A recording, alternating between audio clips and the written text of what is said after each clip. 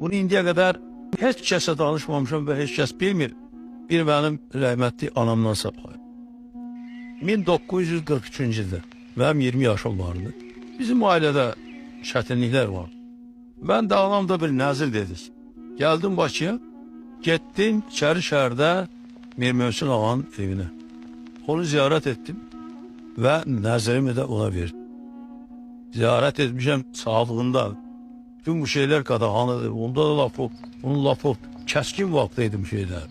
Ama benim kalbim ve rahmetli anamın mənə məsləhətləri məni gətirdi ora çıxardı. Yani üzüm ben size deyim, ben oraya xəlbət getmişim. Kirajırdım ki görəsən, beni gördüler, ora çağıracaklar, beni kısnayacaklar. Bana bir şey edecekler. O iş 10 gün geçenden sonra gördüm bir şey tak yoktu. Böyle başa düştüm ki da ben oraya gitmeye bir şey bilmeyip değil. Bu kalıp bir benim özümün kalbimde bir de anamın kalbi.